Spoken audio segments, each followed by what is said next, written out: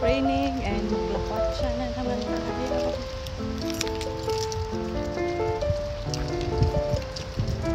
Maglakotsa. It's my day off kaya. Then, maglakotsa tayo. May pupuntahan tayo mga mami.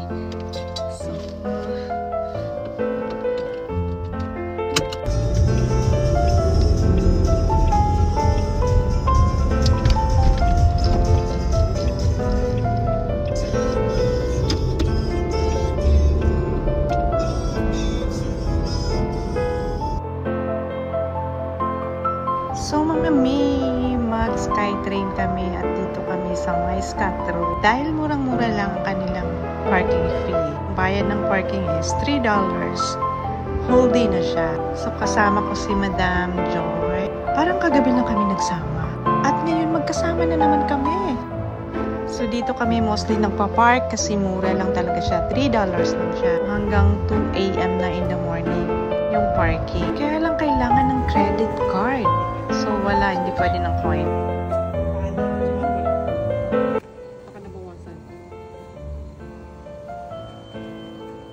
Dahil wala akong compass, magbabayad ako yung daily. Yung daily lang, yung $325. So hindi siya balikan. Kasi I think $11 yung whole day na ticket. Ticket for the train. O ayan si Madam hindi marunong. Kasi laging nakasakay lang sa car niya. Halatang halata talaga na hindi nagtitrain.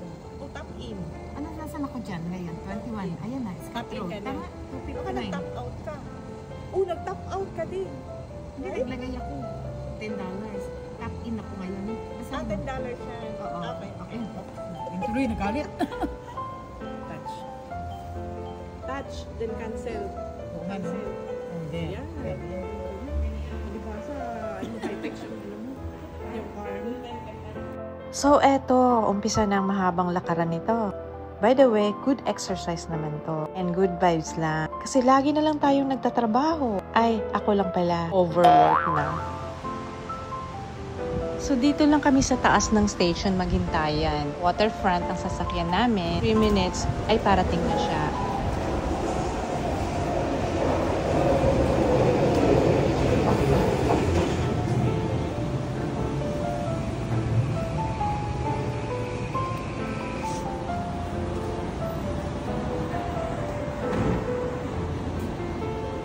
Oops, hindi pa kami sasakay dyan ha. Kasi hinintay pa namin si Madam C. Wala pa siya. Hintay ulit ng next train. So habang naghihintay, magpa-cute muna kami ni Madam. At ang super lamig na dito sa taas ng Skytrain na station na to. Pero basta gala, kayang-kaya at kakayanin pa. Finally, andito na si Madam C. Kala ko nauna kayo, kami pala nauna sa inyo.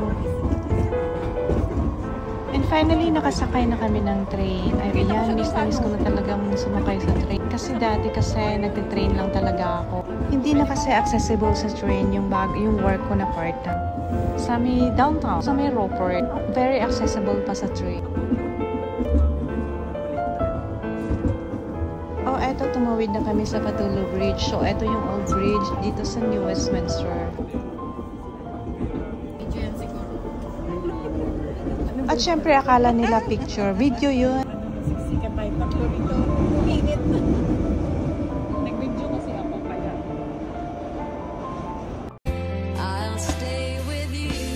At syempre, meron tayong lovers in the train. At after ng lambingan, galit-galit muna. Ayan, naghiwalay ng upuan. Ganyan talaga ang life. Minsan sweet, minsan naman sour. Huh? Finally, nakarating na rin kami. Sobrang tagal din. I think almost 1 hour kami dun sa biyahe namin. So, dito kami bumaba sa waterfront. Ito yung last na station. Lalakarin lang namin dito sa BC Play. Medyo hindi pa nga namin alam kung saan kami i-exit. Parang dalawa yung exit dito. Mahirap talaga pag hindi laging gumagala kasi hindi namin alam talaga itong lugar na to. I mean, siguro alam namin, nakakalimutan lang. Anyway, mas okay pa nga to, pero pag pumunta kayo ng Japan, oh my God. Iiyak ka talaga sa daming exit. Isang exit mo lang at maligaw ka, nako, Buong araw ka nang iikot.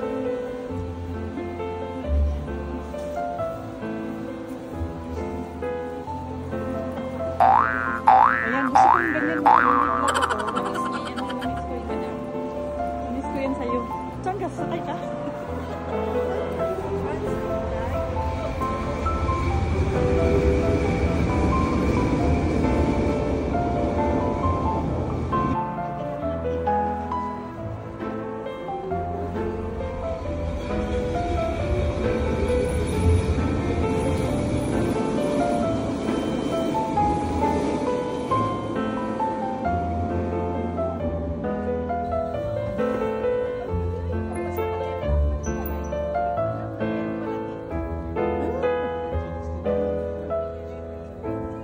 So, mas mabilis lang talaga pag nag-skytrain ka compare yung mga nagda-drive ka.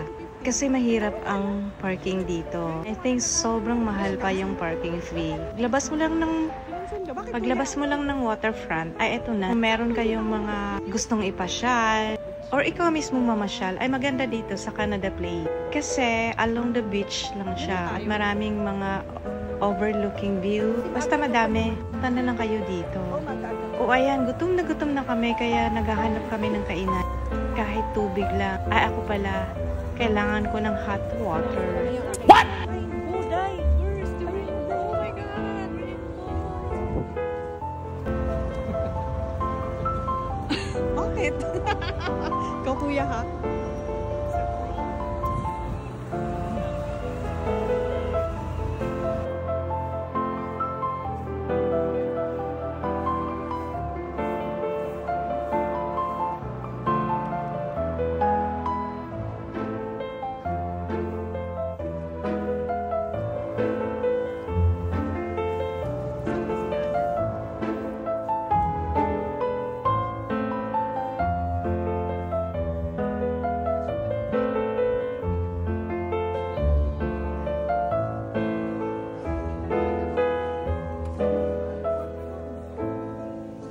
So nakita natin ang Starbucks at dumaan muna kami rito at bumili ng bread and coffee. Para naman merong laman ang mga tiyan namin. Baka himatayin kami doon sa pupuntahan namin.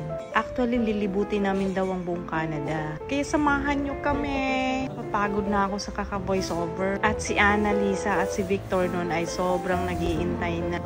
Ayun, may... Ay, hindi ko feel.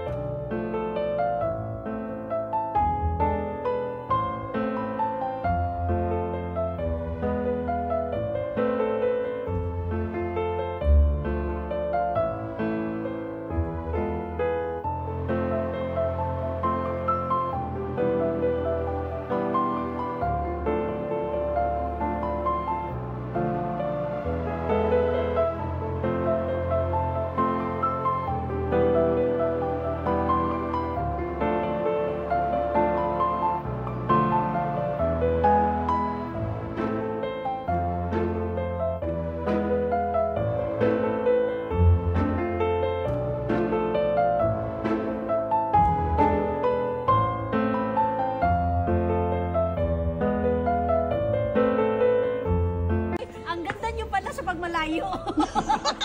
Naka-English lagi ka doy. Ang ngayon ko mo. Si Victor din? Pagmalayo. Kaya nagsuot Isuot sa ato, isuot. Kasi gusto ko tingnan yung bangko.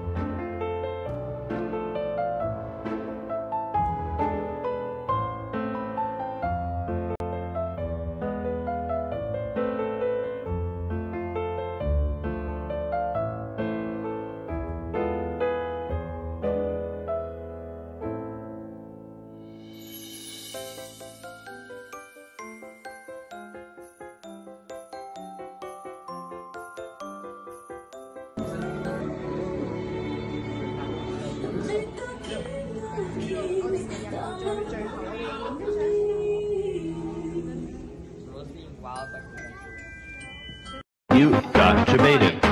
You got your baited. Huh? You got your baited. Baited.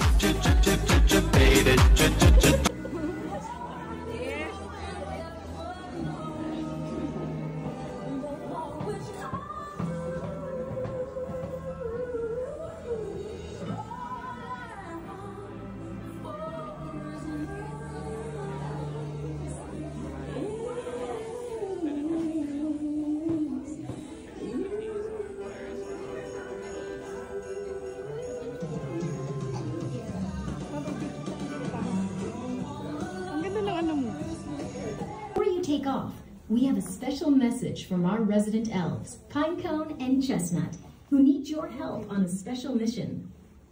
You'll see that some seating is available, and we ask that you please share these with those that need them most. Please also note that from this point forward, photography and recording devices are not permitted. If you need any further assistance throughout your visit, please ask one of our friendly flight guides. Okay. Slide view, check. Rocket boosters, check. Landing beacons, check. Spare red nose for Rudolph. Primed and polished. Gummy gum gum drops. I am key to Santa's sleigh. I got it. E-S. Oh, what is E-S? Well, it's elf spotter, silly. Oh, right. Oh, where are they?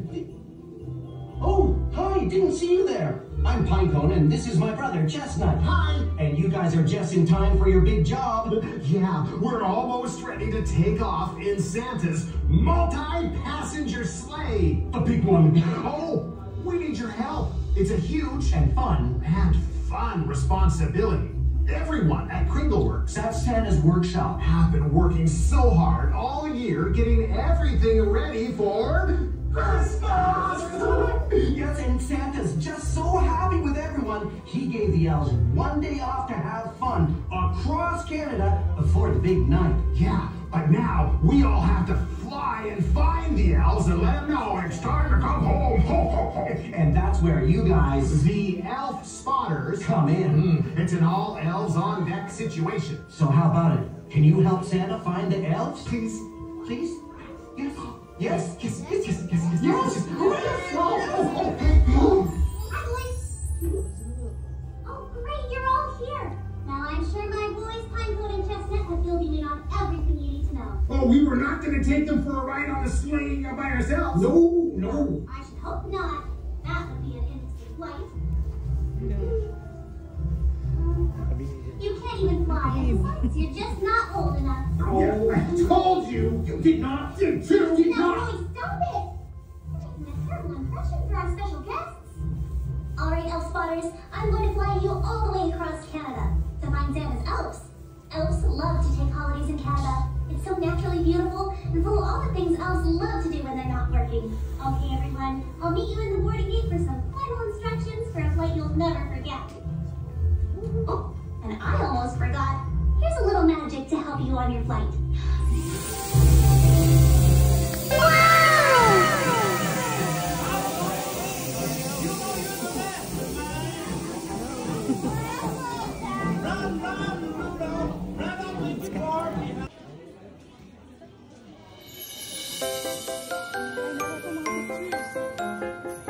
Finally, natapos na ang rides namin dun sa flyover. Ito yung exit dito. Kayong mabibiling mga giveaway, Christmas gift. Actually, bawal kasi ang camera, mga videos to. Kaya eto, yun lang kami nag-video dito.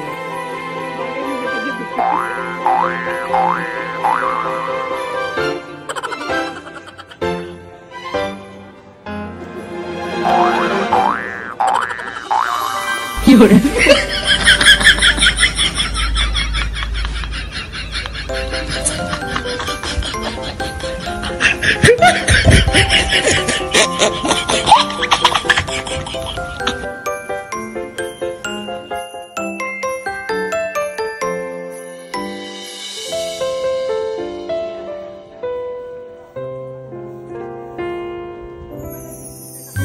And syempre, uwian na. And try nyo ring ma-experience yun. Kasi ang ganda-ganda talaga. Feeling mo nagpa-fly ka talaga. Kaya nga flyover. And the rise makes you feel as if you're swooping across the entire country of Canada. Kaya try nyo talaga mga mi. Lalo na kayo na mahilig sa adventure.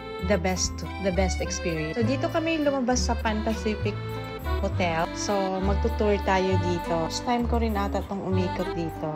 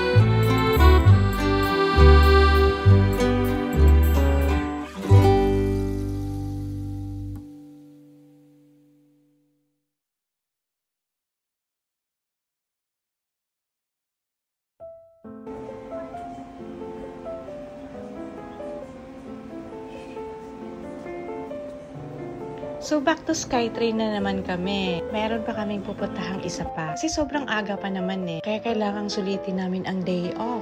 And maganda pala pag ganito, habang tumatanda ka, kailangan mag-isip ka ng mga bagay-bagay na malilibang. O eto, continue ang marites dito. Kahit sa Skytrain, nagmamarites pa din. Si Diana with action pa talaga oh. Actually, hindi naman nila alam na binibidyohan ko sila. Nangyari, nagte-text ako. Pero naka-record ako. O ano, may ebidensya ako. Mga marites to. Talaga to. Pero we're having fun naman. Kahit marites-marites lang yan. Hindi nga yan. Natakpan ng mga marites. Natakpan ng mga marites. Wala